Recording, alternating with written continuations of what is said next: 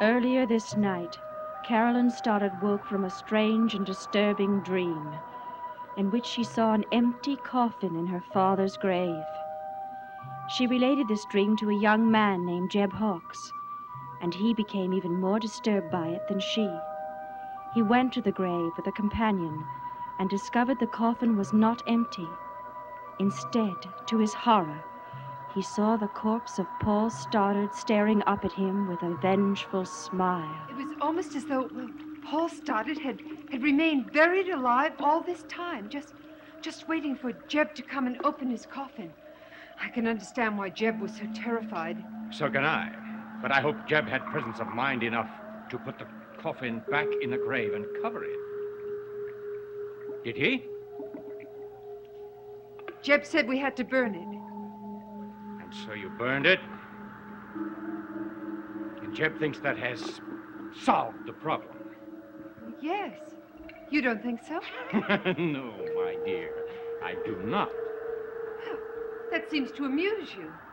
Well, let us say that it pleases me. Why? Because burning a corpse merely disposes of a body. The spirit of that body cannot be burned. Somewhere, in the darkness of this night, the spirit of Paul Stoddard is waiting. Given the opportunity, he will haunt Jeb Hawks to his own grave. But you won't let him do that. Who or what is to stop me? If you let anything happen to Jeb, I swear I'll kill you.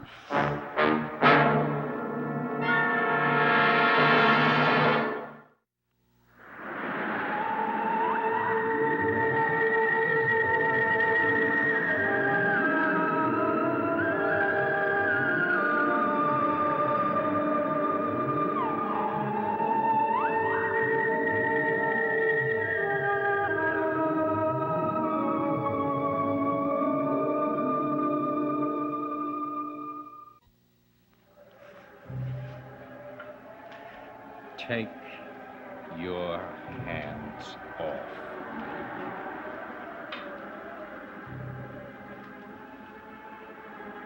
And don't you ever threaten me again. Do you understand? Sometimes I wonder whose side you're on. Well, you may stop wondering. I said what I did about Jeb because he is immature and reckless. Haunted by the ghost of Paul Stoddard, he has no one but himself to blame. Perhaps he might even learn something from the experience. But you won't let any harm come to him. You certainly seem concerned about him, aren't you? He's my responsibility. Yes, but is it your sense of responsibility that drives you? Or something else? I don't know what you mean. I believe you're in love with him. That's not true. Well, I hope it isn't, Megan. Because all that really matters is our cause. You as an individual are expendable. I know. That's why I'm here. You see, I have a great deal at stake. I know what it is to make mistakes. I have my own superiors. And for a long time, I was out of favor with them. But now I've been granted a second chance. I don't have the powers I once had. But I have enough. And I cannot afford to fail a second time. What would happen to you if you did? I prefer not to think about that. And I don't want you thinking about it either. Now, you will remain devoted to Jeb, but from now on, your orders will come from me. And only me. Is that clear? Yes. Quite clear. Well, now, you mustn't worry, Megan. I won't let any harm come to him. He is the one individual who is indispensable to us.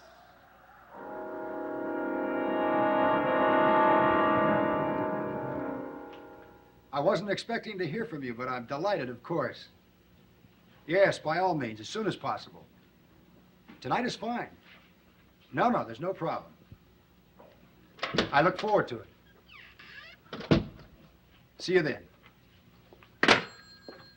Good news or bad? It couldn't be better. I'm always astonished at how well things go for you, Sky. You never get bad news. Business deals never fall through.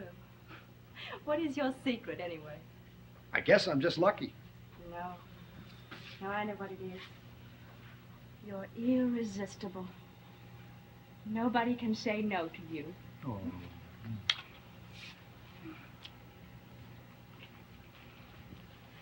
Who was that on the phone just now? That was a very important man. You'll meet him in about 2 hours. And I want you to be here most beautiful. Sky, I'll put in an appearance. Please don't expect me to sit down here and discuss business with you all evening. This is much more important than business, darling. This man is important to our future. Now listen, go on upstairs and get yourself ready.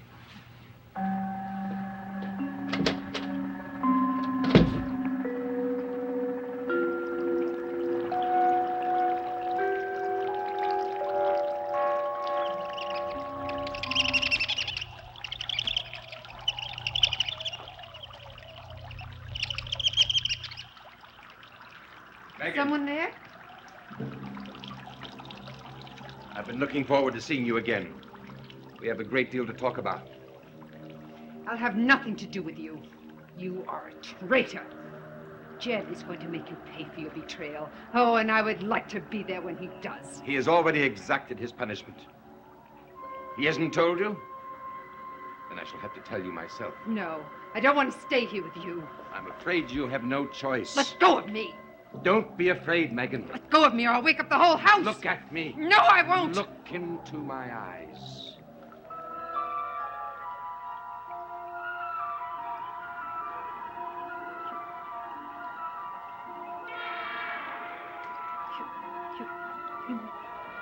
You're not the way you used to be. You're like a different person. What are you going to do to me?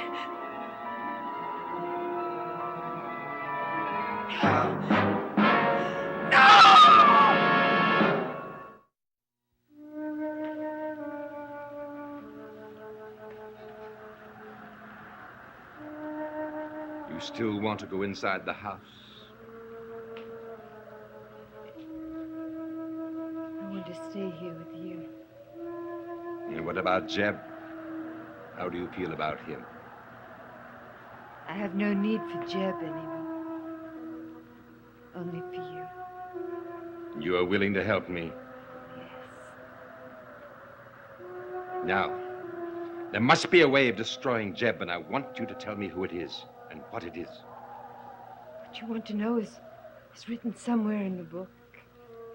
And only David Collins can read the book. Yes. He's loyal to Jeb. I know that. I'll talk to David later. Now, there's something else I want to find out about. Jeb couldn't have found out about me unless someone betrayed me. I know it wasn't Philip. Who was it? Someone I've never met. Who? A man who's been one of them for a long time. A man named Skylar Brunson.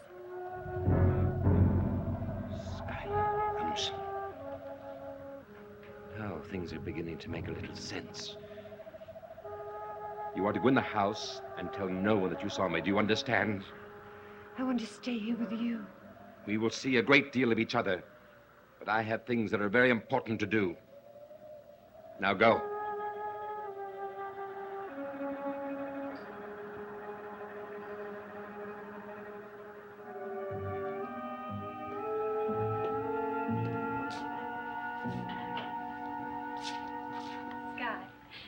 Maybe you better tell me about this man who's coming to see you. Why?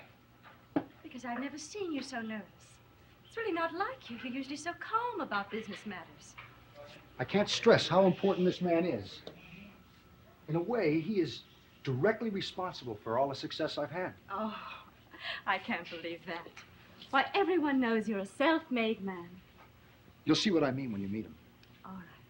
All right. For the time being, I'll just take your word for it. I'll be waiting upstairs. You call me when he comes. Now, why don't you wait down here with me? I'll let the two of you talk for a while, and then I'll make an entrance.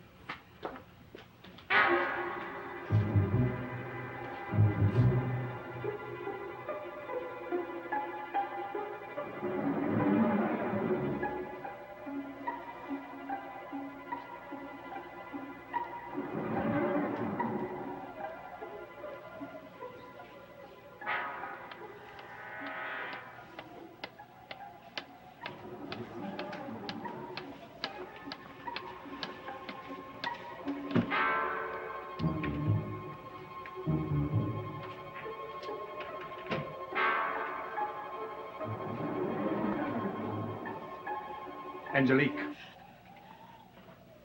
Barnabas.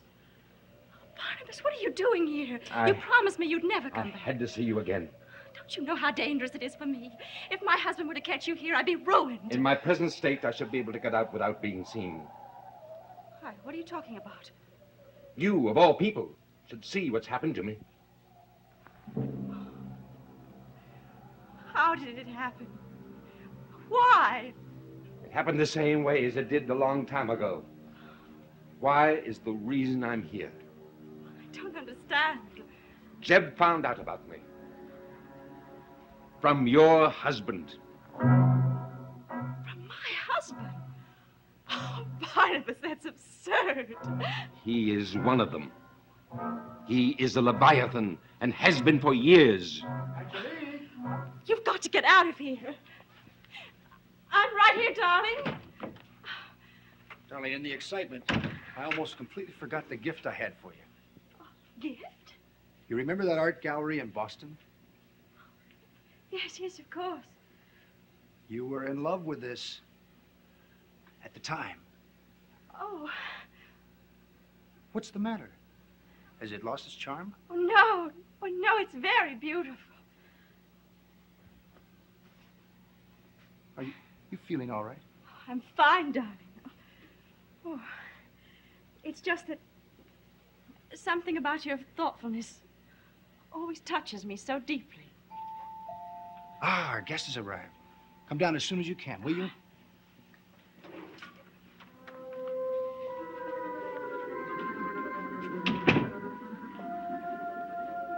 You really are in love with him, aren't you? It was 4 months ago that we first stood at the window in front of that gallery. It took him all that time to get back to Boston, and he still remembered to get this for me because I casually mentioned liking it. You expect me to believe that this is not a good man? Angelique, please, for your own good, you must investigate what I've told you. I don't think there's any reason to investigate. The subject is closed. And I think you'd better leave now, Barnabas.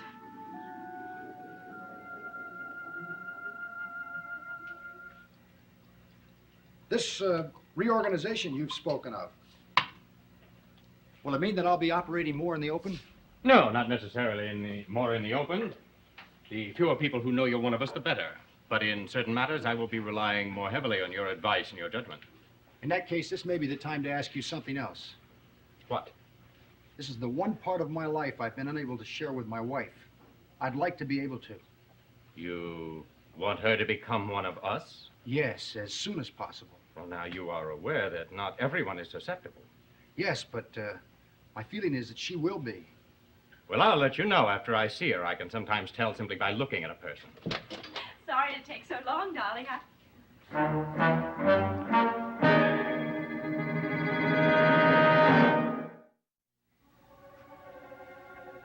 Darling, this is my good friend Nicholas Blair. Nicholas, my wife Angelique. How do you do, Mr. Blair? The pleasure has to be mine, Mrs. Robson. I'm not easily taken by surprise. Surprise? Yes, I only mean that she is far more beautiful than you'd led me to believe. Wherever did you find her? In one of my own magazines. Angelique was a model. Model? Was she? And you took her away from her chosen profession? That was your chosen profession, wasn't it? I'll leave you two to get acquainted. I'll be back in a few minutes.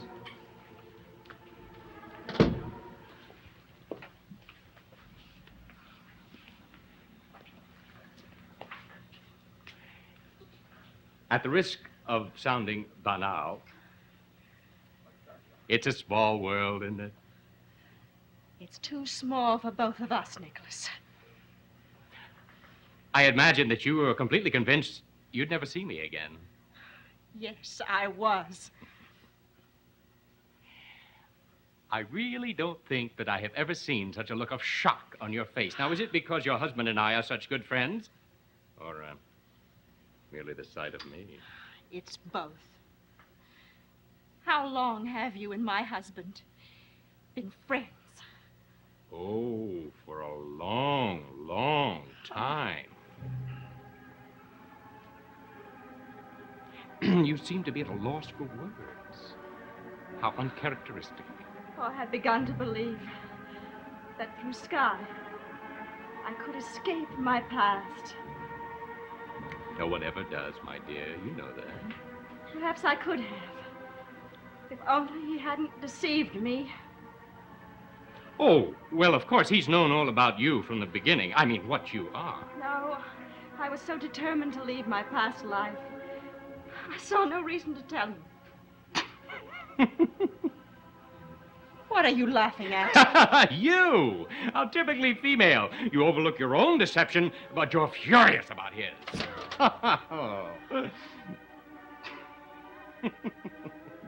I want a few moments alone with him, if you don't mind. Not at all, my dear. Your wife said something that amused me. Oh, I'm glad to see you two are getting on so well.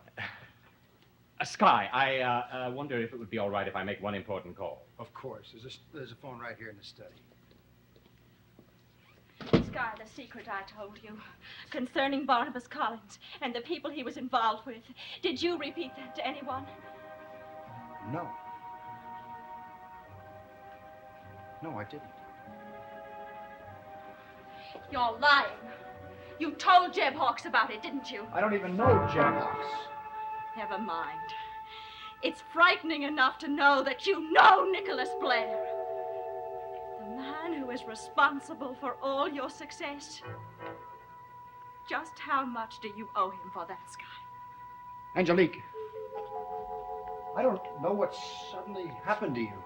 I've seen the light, that's all. I was told the truth earlier this evening, and I refused to believe it. But now that I've seen you with Nicholas Blair, I have no other choice but to believe it. All that remains is for you to admit it. You're the one who preached to me about keeping secrets. And ever since we've been married, you have kept the darkest secret of all. You're one of them, aren't you? You're one of the Leviathans, aren't you? Aren't you, Sky? Yes! Yes, I am, and you can be too, Angelique. I wanted you to be all along. Don't say any more. Just don't say any more.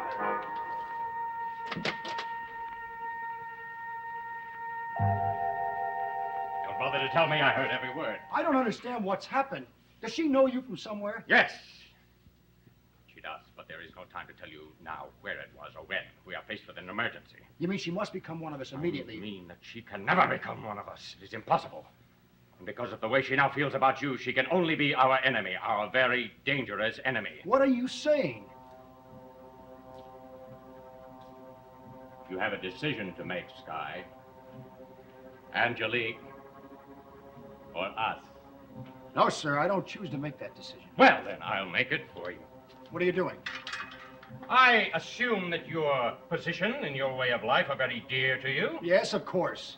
Well, Sky, we made all that possible. We can just as easily undo it. Which way will it be? Will you hold on to Angelique and destroy Sky Rumson's empire? Well, There must be some other solution. There is no other solution. She must be destroyed. With this, there is no other way, and you must do it. This is the severest test we'll ever put you to, Sky. I advise you not to fail it.